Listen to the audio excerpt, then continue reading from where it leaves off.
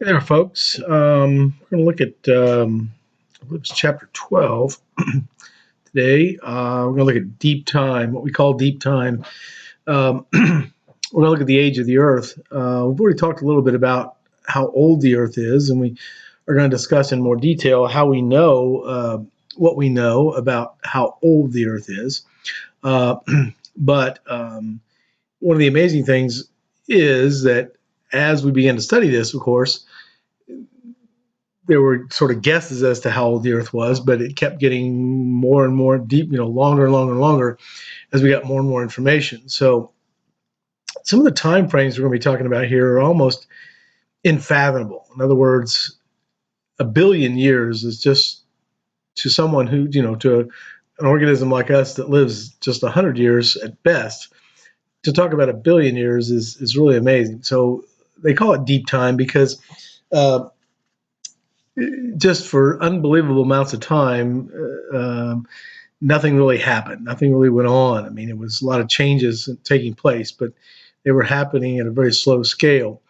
And so, to us, again, who thinks of things in terms of years and hours and minutes, I mean, a billion years is just unbelievable. And for the Earth to be 4.5 billion years old is even more difficult to believe. So let's jump into this chapter and let's look at what we're talking about here. Um, and talk a little bit more about time and the Earth itself. So your book begins with a little introduction here about John Wesley Powell, who's a very interesting fella who was kind of one of the first white people to go down the Colorado River and through the Grand Canyon. And so he wrote some pretty amazing things about it. And so the first time people began to understand that the Earth is probably older than we think. In other words, if you look at the Grand Canyon, you look at all those different rocks piled on top of each other, you realize that it can't be just a few thousand years old. Now we're talking about millions of years, and as it turns out, more like billions of years. So he was one of the first to sort of get this idea going, especially here in the United States. So your book talks about the concept of geologic time, and again, it's kind of amazing that uh, we think of the Earth as being 6,000 years old, and this came from an Irish archbishop who sort of went through the Bible and sort of counted up years and came up with this very bizarre date and time. And we know, of course, that that's not even close to being accurate. But people believed it, again, for quite some time because it was supposedly coming from a reliable source, religion in the Bible. But this is before, just as science was beginning to come on the scene. Now, one of the last things really to be studied or to even be understood, of course, is the Earth. I mean, by the 1700s, we knew the speed of light. Um, we knew most of the natural elements uh, in the periodic table. I mean, it was just a whole lot of science that was already being done. But one of the very last things to kind of be discovered was the age of the Earth and how the Earth works, which explains why one of the last real theories in science is the theory of plate tectonics.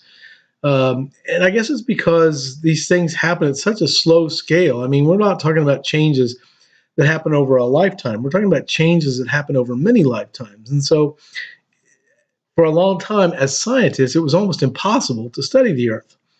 But of course, as we know, with new technology, new machines, new understanding, that's what caused our beginning to understand how the Earth functions. Um, and we take some of that to heart as we look at new theories such as climate change. And we'll talk about that at the very end of the book, but it sort of shows here how climate change, something that can happen very slowly and just very incrementally, can get ignored and can get sort of forgotten or not even studied until it's too late. So um, we have to be careful sometimes of what we would call our hubris of thinking that we know everything, and in fact, we don't at this point. Your book talks about James Hutton, probably the father of modern geology, an amazing guy, um, who is one of the first to start thinking about the age of the Earth. And we'll talk a little bit about Siccar Point, a place where he sort of came to this realization, and we'll talk about that as well. He was the father, or at least the principal, of what was called uniformitarianism. In other words, he looked at the Earth as things happening in a uniform nature. In other words, layers upon layers upon layers would get formed, whereas there were other people who were looking at more of things happening quickly. As it turns out, of course, both were right. Things can happen slowly over time, but things can also happen quickly. So you can get a buildup of sediment over thousands and thousands and thousands of years, or it could happen very quickly in the form of maybe a volcano, where one eruption of a volcano can cause buildup of sediment in just a few days. So both are right, and both have to be taken into consideration when we look at what we're going to call relative age here in just a little bit. So when talking about the age of the Earth, there are two sort of types of ways of looking at it. One is relative age, one is numerical age. So when we talk about relative age, we're talking about how one thing is relative to another. In other words, it's sort of like a timeline. This thing happened before that thing, which then caused this thing to happen, and then this thing happened, and then this thing happened. And so we're not actually talking about actual time or dates, as it were, but we're talking about the kind of the progression of things happening. So we can see this again, like at the Grand Canyon. If you see a layer of rock on top of another layer of rock, then the relative ages of those is that the rock on top of the other rock is younger. In other words, it was put down after the first layer of rock was put down. And so that's what we mean by relative age. And we can date rock to some degree based on relative age. Now, if we're going to talk about numerical age, of course, that's a little bit different. In other words, we want to know exactly when was that rock put down. Was it put down, 3 million years ago? Was it put down 4 million years ago? And so that takes a little bit more effort and a little bit more science to kind of figure out those sorts of things. But anybody can look at a bunch of rocks and know that, the rock on top was there last, and the rocks at the bottom were laid down first. So that's what you mean by relative age. Excuse me. So here are some of the principles that Hutton and Steno and some of the other ones like Charles Lyell, another famous geologist, kind of put down these sort of laws, as it were, about how you would determine relative age. So these are kind of important to look at and understand. The principle of uniformitarianism, again, is the idea that things that happen in the past can happen again in the future. Original horizontality, basically sediments are parts of fluids, therefore they are defined by gravity, therefore layers of rock are going to be put down level to the ground, and then if we find those rocks not level to the ground, we can assume that they've been acted on by other forces and tilted the rocks. The principle of superposition we've already talked about, that younger rocks are going to be on top of older rocks. Lateral continuity, where sediments accumulate in continuous sheets within a given region. In other words, if I see a layers of rock over here on my left, and then there's this big gap, and I see layers of rock on the right that are exactly the same, I can assume that the layers that there used to be layers where there's now a gap, and that those have been taken away.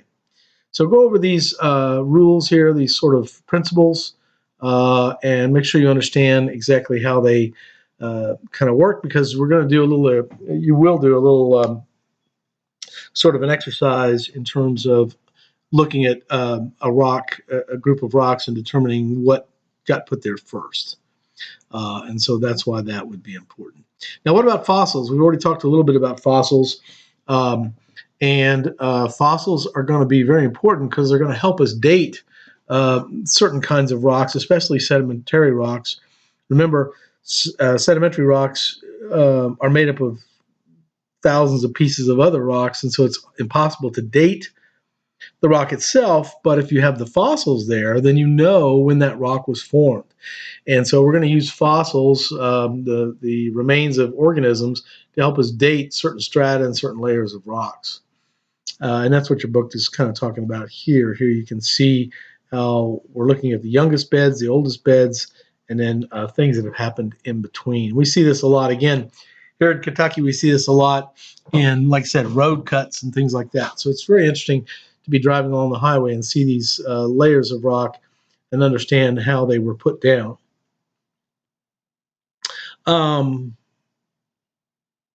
So your book gets into a little bit more detail about fossils, how we date fossils. We're going to be looking for something called index fossils. And so over time, we've put together a pretty clear picture of what organisms lived when and where. Index fossils are going to be organisms, right, that lived in a very broad region, but only lived for a very short period of time geologically. Now, this is important because then what we can do is we can find these fossils in different rocks, and if they did live just from a very short period of time, then we can date that rock very closely. In other words, if an organism lived over a period of several million years, as opposed to an organism that lived just a few 100,000 years, the organism that lived a few 100,000 years would be more important, because then when we find them in rock, we can get a very clear picture as to when and what age they are. And so here your book is showing you how we would use things like index fossils to understand how this works. And again, this is important because the famous story of the dinosaurs, where we were finding fossils of dinosaurs at a certain point, and then right at the strata that was laid down about 65 million years ago, all of a sudden the dinosaurs disappeared. Their fossils are just not there anymore. And so that led us to the understanding of the fact that the dinosaurs disappeared at that point, and discover what caused that disappearance. So your book then talks about unconformities. In other words, think about this a moment. So you can have layers of rock, and we can look at layers of rock in terms of relative age, but if we're trying to date them numerically, right, we assume that the rock on top is the youngest, but not necessarily that the rocks in the middle were put down right after each other. In other words, what could have happened is rocks could have been put down, layers could have been put down and formed rock, and then that rock could have gotten eroded away. So there could be layers that are actually missing. And again, we'll use that when we use the unconformity principle, and find other layers of rock that are similar to what we have seen, and yet they have layers that did not get eroded away. And so you'll see in a minute how that works. But it was Hutton, and here's the sticker point.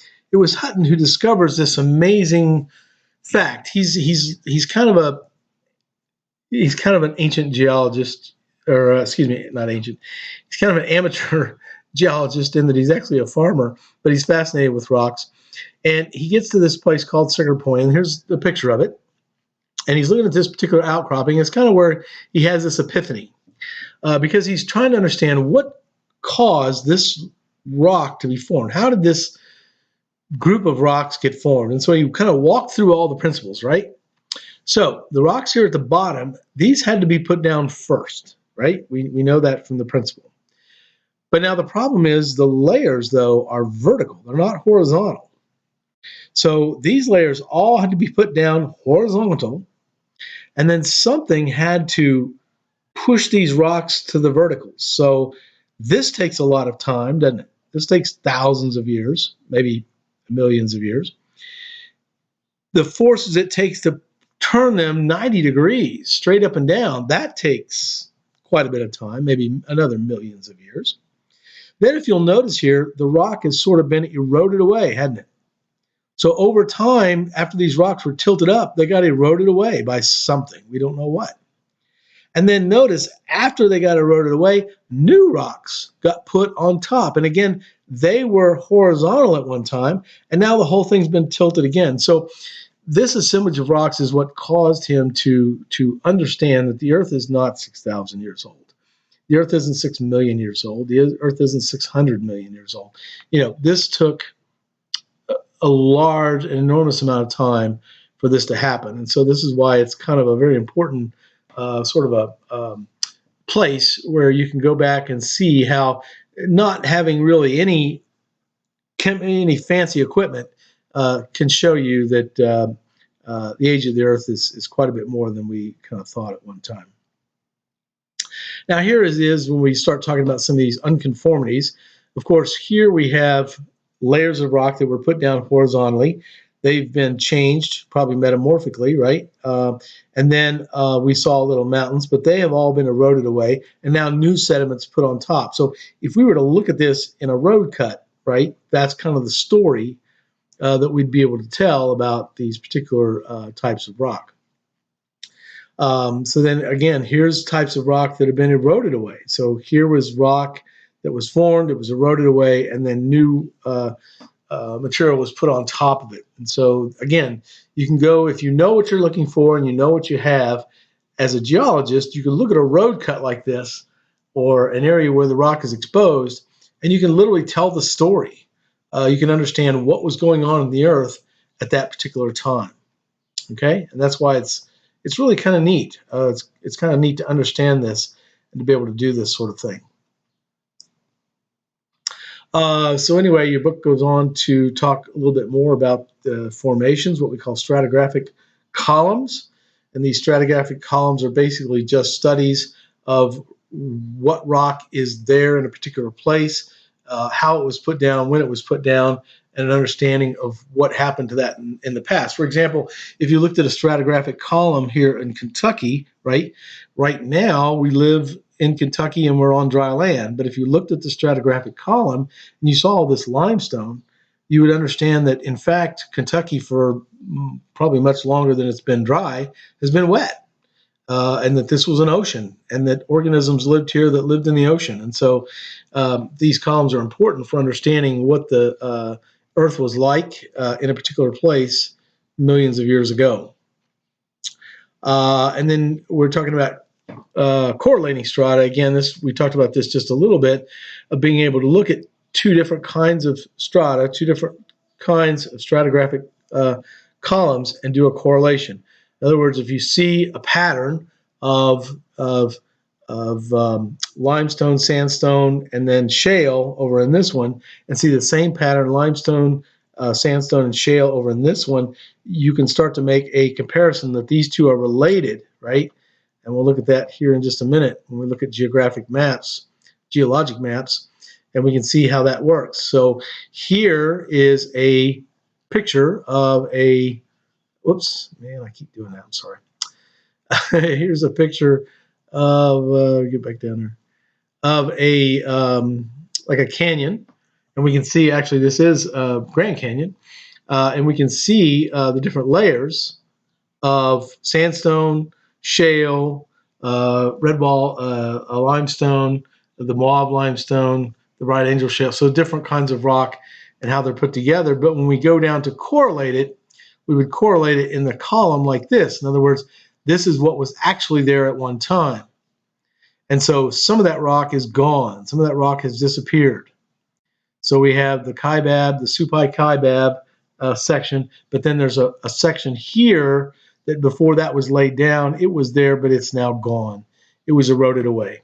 And so again, we do that by correlation, by looking at this column compared to another column over here and putting them together. It's kind of like looking at a big jigsaw puzzle, really, and trying to make those comparisons. Here's a good example of that. So here I have 3 columns of rock from 3 different places. They might be miles apart. They might be hundreds of miles apart. But as we look at these columns, we can start to see correlations, right? We can see a correlation here between this shale, limestone, and sandstone, shale, limestone, and sandstone. And then here in this column, notice that these 2 sandstones are together, but the limestone is gone. Something's happened to it. It's eroded away. And we could only tell that, we would only know that if we could not correlate it with these other columns. See how that works? Again, same thing here. Here you've got the sandstone and the shale together, whereas in the other columns there's some limestone that's missing. And so that got eroded away in this area. So this might have been a riverbed, or this might have been a lake or something where that material, once it was put down, it was eroded away over thousands of years, maybe a million years. And then the new layers then covered everything again, and we were missing that material. So that's how we do correlations. That's how we can tell if something was there and now it's gone. And here you can see where those came from, and you can see what may have happened under the ground. A column here, and there you can see where those rocks are missing. They've been eroded away. So it's very important. Again, we're just talking about relative age at this point. We're not talking necessarily about time or when something was put together. And that's what we call these geologic columns. And here we can see them all over the earth. These are kind of general columns showing ages of continents. And as you can see, we live in a very old continent. We have some of the oldest rock on the planet in the North American continent, probably because when this was a giant supercontinent, the North American continent was in the middle of that. And so there was no erosion, there was nothing taken away, but it was in the middle of that, and so it was kind of preserved. So we do have some of the oldest rock on the planet here in our own continent. We're going to look at these different periods and epochs. So you'll see this quite a bit. This is a good little chart here to have. You don't have to memorize it, but certainly have it in your notes so you can understand how we look at the world, as it were. So we're broken up in time periods. This is the beginning of the Earth down here, right? And this is today, right here, up here. So we have eons. We're broken up into eons. So we live in the Phanerozoic eon, right? It's basically the eon that has all life in it. Then in the eras are broken up into 3 different eras in terms of living areas: Paleozoic, Mesozoic, and Cenozoic. So we live in the Cenozoic area. The periods are broken up. Epochs are broken up. They're broken up even more. And so it's interesting to see that most of the rock, most of the limestone that we see here in Kentucky is down here in the Paleozoic era. It's Mississippian and especially over in eastern Kentucky, the Carboniferous period. That's where we see all that coal. All that coal is formed right here in the Carboniferous period. A lot of the fossils that we see over in Indiana on the fossil beds are Devonian and Mississippian fossils, some Silurian fossils. And so as you can see, this is very early life. We're looking at very early life, and we're looking at several hundreds of millions of years of time. This is not broken down. This is not to scale in terms of time. This Archean Proterozoic, this line right here, as we're going to find here in just a little bit, is about 500 million years ago. And so the rest of this is billions of years. It's definitely not to scale. But this is a good chart to see, because you'll see in a lot of reading, they'll be talking about the Triassic period. They'll be talking about the Cretaceous period. This is the dinosaurs here, isn't it? Triassic, Jurassic, and the Cretaceous. So this line right here is 65 million years ago. That's where the dinosaurs disappeared. And that's where these lines come from. They're kind of major events, major events of life exploding or life being taken away. So this is where the dinosaurs sort of show up, and this is where the dinosaurs disappear.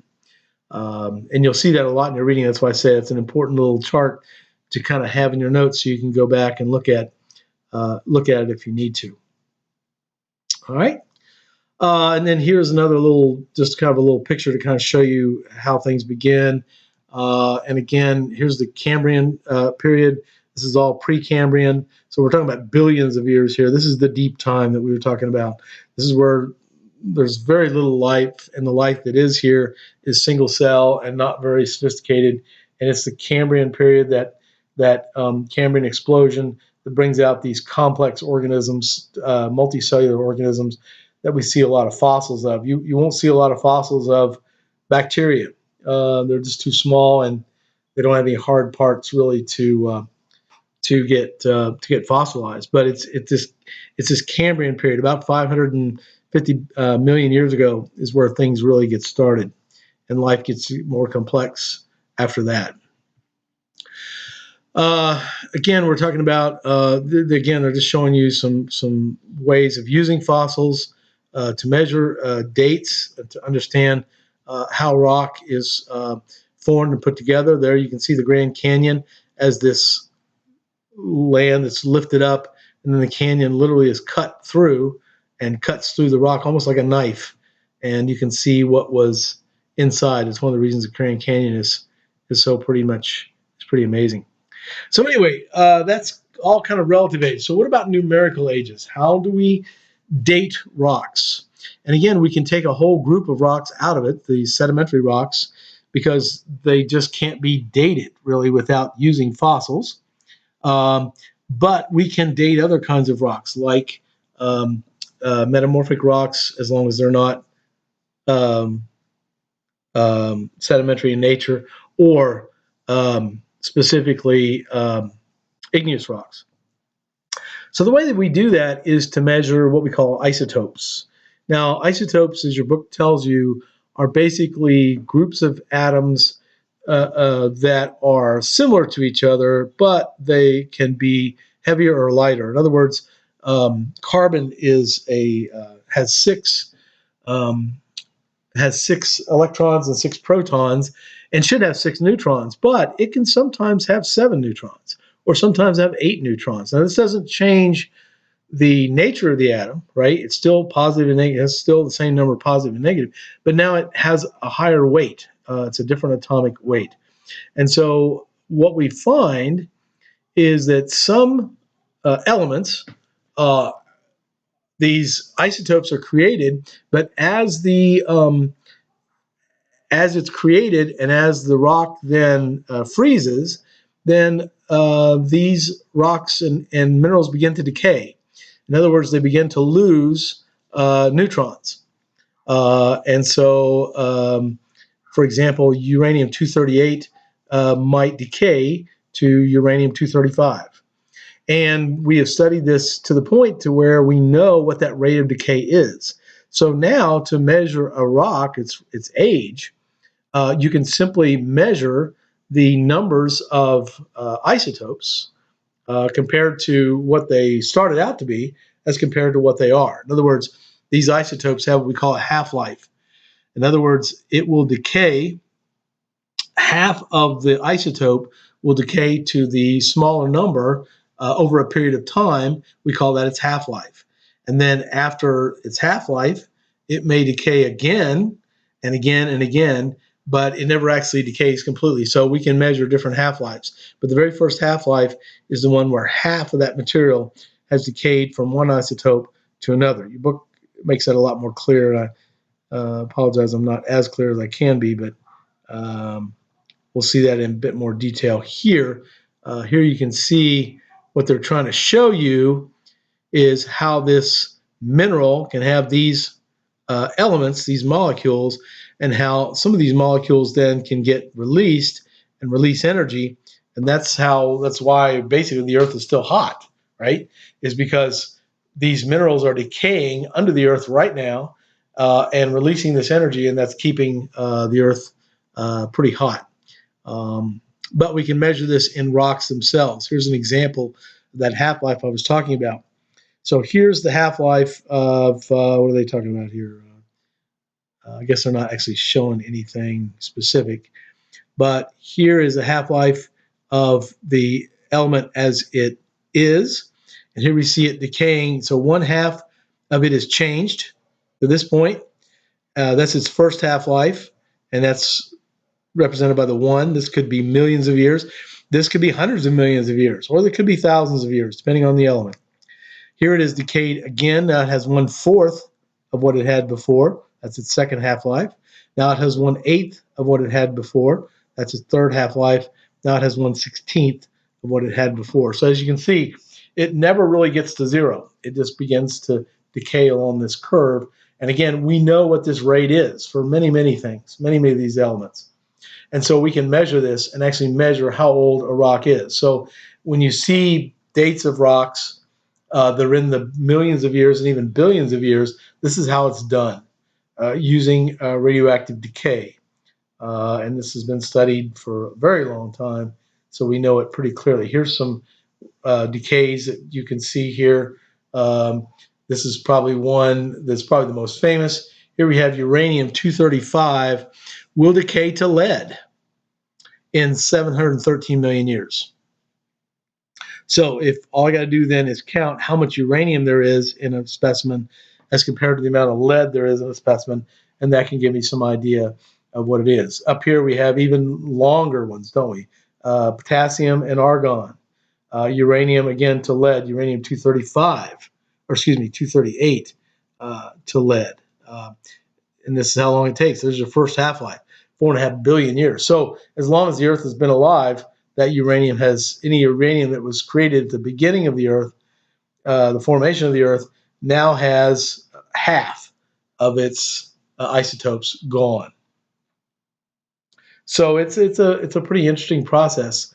Your book here talks about carbon-14 dating. Now, of course, carbon is used with living things. All living things have carbon. So this is how we date fossils. This is how we date things that might have been alive at one time, is by measuring the change from carbon-14 to carbon-12. This is called, you may have seen the carbon-14 dating. So you'll see this a lot, like in looking at human settlements where you might find some organic something in a human settlement, and they will date the carbon in it to get a date. So go ahead and read this. It is, I know it's a little bit tough to read, but it is very important to try to understand how this is, because again, if I tell you the Earth is 4.5 billion years old, first question, of course, is, well, how do you know that? Well, this is how we know, right? This is the science. This is how we know how old the Earth is, and so it's important to understand that. Other methods, tree rings, for example, the organic productivity of lakes and seas. We can measure sedimentation of lakes and old oceans. Chemicals precipitated in sedimentary rocks. We've already looked at how sedimentary rocks are formed. We can measure the chemical compound content. Shells in things like limestone. Layering in glaciers. We've looked at glaciers, and you can cut open a glacier just like you can cut open a tree and read its rings. Every year that it snows, a glacier has rings. So you can actually measure how old glaciers are. And so that's a whole nother amazing science about learning about the Earth's atmosphere from literally thousands, tens of thousands of years ago. And so this is how we would find actual numbers, looking at these sorts of clues that have left us. And again, we're talking about geologic time, so now we're not talking about thousands of years or millions of years. We're talking about billions of years. And so this can take us back pretty far, especially the fact that there are no rocks around from the beginning of the Earth, is there? We can say the Earth is 4.57 billion years old, but you can't go out and find a rock that's 4.57 billion years old, because obviously those rocks through the rock cycle have been reformed. And so some of the oldest rocks we found are only close to 4 billion years old. But we can use other data to kind of find the actual age of the Earth, and that's what they're kind of showing you here. This is that same chart we looked at earlier that I told you to kind of keep in mind, but here it's been expanded, and so this is really the best one to look at if you need a lot of detail. I showed you the other one because it was a little bit more clear, but this one's got a little bit more detail, and this one is to scale. So here is the scale of time. There's that Cambrian and Precambrian time of complex life here, very simple life here, no life at all here in terms of anything but cyanobacteria and very, very basic stuff. And then, of course, here, the Hadrian is the very beginning of the Earth. And we'll look at that in a little bit more detail in the next chapter. But this is a really great one to look at. Now, these other charts over here are just explosions of this one. So this whole chart here is that Paleozoic area, right? And it shows you, because we see a lot of fossils in this area. So this is how you would kind of date fossils and figure out what lived when and where. And then this chart here is an explosion of the Cenozoic period. And here we see Cenozoic time frame. We're now into thousands of years. And then finally, the Quaternary period where we live. This is human development. And finally, where human beings would be. And so this, and then of course, this is today. It's at the very, very top. So this is the same chart. It's just greatly expanded. And so if you see something on the other chart in some reading that you didn't see, look at this one and it'll give you a slightly better idea of what that is. So here your book's trying to give you an idea of what time that looks like. 4.57 billion years. It's just, again, it's just almost unbelievable to think about it in terms of human scale. So they're trying to get you to see what that kind of looks like. So this is Deep Time. Here are your questions, review questions that you can do. And again, we'll go into a lot of this in more detail here in just a little bit in chapter 13, excuse me.